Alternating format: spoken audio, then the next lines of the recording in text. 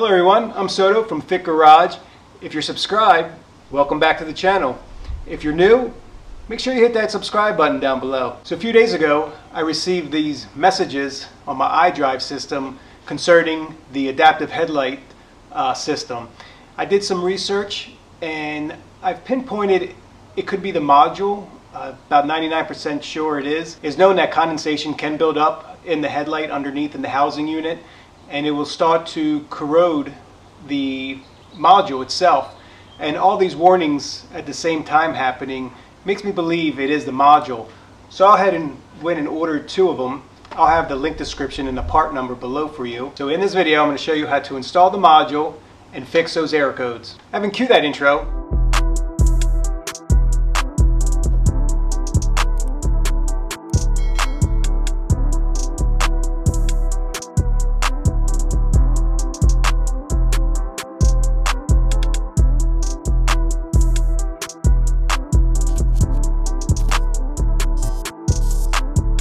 Alright, so the first thing we're going to do is we're going to remove this weather stripping and we're going to unscrew these T30 screws. There's 1, 2, 3, 4, 5, 6 of those, and then there's 1, 2, 3, 4 push pins that you're going to remove, and that's just so we can loosen up the bumper. We're going to pull it out some. We're not going to completely remove it. I mean, you can if you'd like, but you just need enough room so you can get to the bottom screws of the headlight so we can remove that. So the next screws that we're going to remove are the 3 8mm screws. There's one here at the bottom, one in the middle, and one here above the sensor.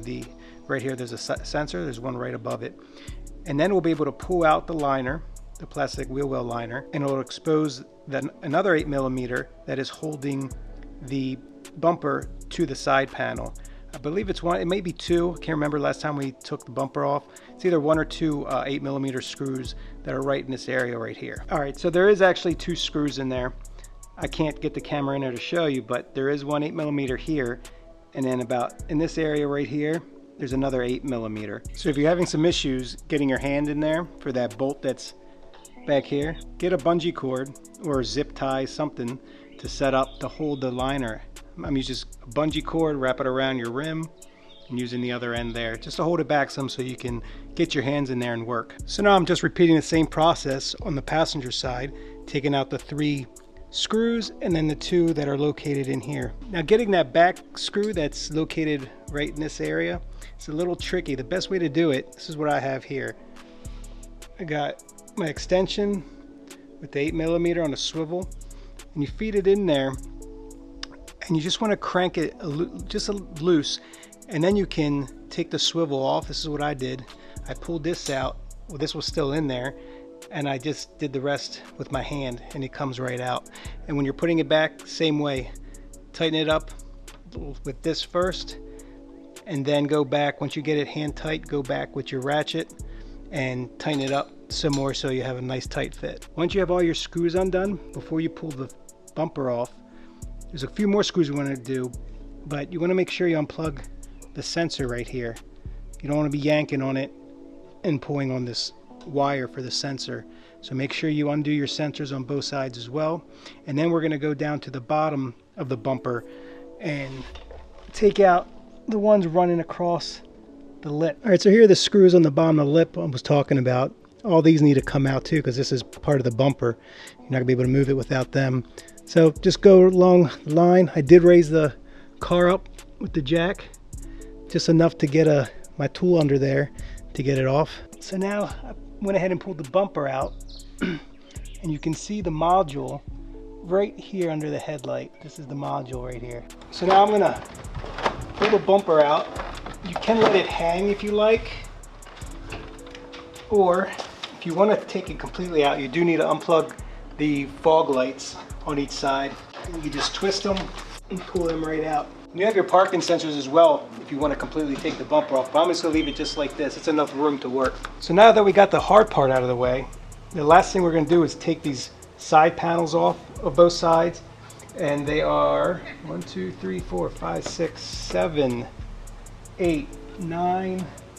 There's 10 push pins. To remove the push pin, I have myself one of these push pin tools.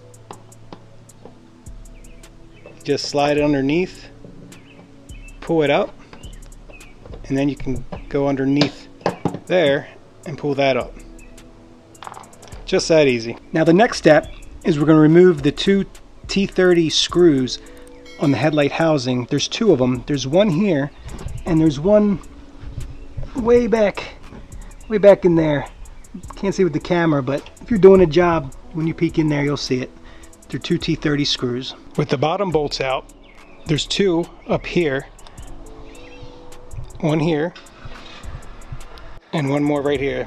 Those two need to come out as well. Now we can just wiggle it out. And then there's a sensor right here. I don't know if you can see it, but there's one sensor plugged into it, the main sensor. It's going to squeeze the tabs and pull it out. And then we can remove it. And here's where the adaptive headlight module is. The module is held in by two T20 screws.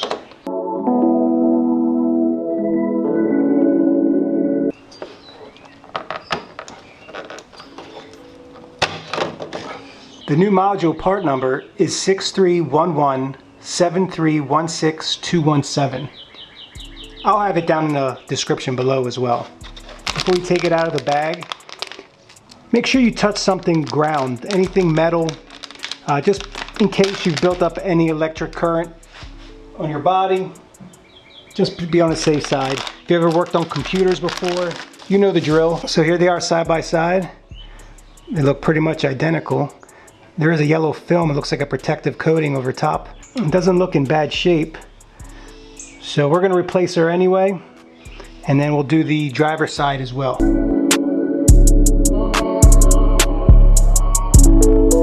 Alright, now we can put her back in. Now we have the other headlight out. I'm going to go ahead and replace this module as well.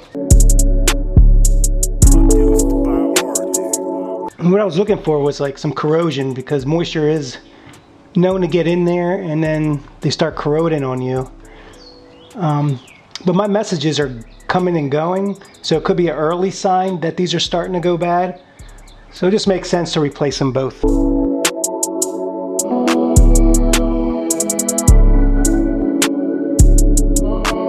So before I go ahead and tighten the lights down, I'm going to start it up. Messages are gone. All systems okay. So a little trick lining these back up, because you do have this weather stripping here, but you want to make sure it's lined up correctly. Let's get it close. And the first screw I want to put back in is that one down here all the way in the back, because that one is a pain. I'm going to get my Torx bit, T30, and I'm going to feed that one in first, hand tight. So I got it in hand tight. Now I'm going to grab my other screw for this one right here, and I want to make sure I line this all up. And before I let go, I'm going to go ahead and tighten her down with the ratchet. And now it's lined up. And then we'll just get the finishing touches when we line these up as well. Also, don't forget to plug your sensors back in. If you undid your fog lights, make sure you plug everything back in, because I forgot once and it wasn't fun taking it all back down. I forgot to plug my fog lights in. So make sure everything's plugged in before you put your bumper back on. Alright, so I got them all screwed in. I'm going to put my fog lights back in. I already did that side. And then I'm going to go ahead and plug my sensors back in. But first I got to feed it back.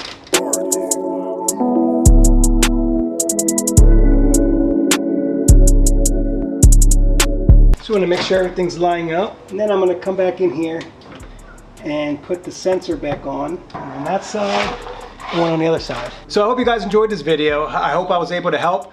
If you have any questions at all, drop them in the comments below. If you're new, please do subscribe, and I will see you in the next video.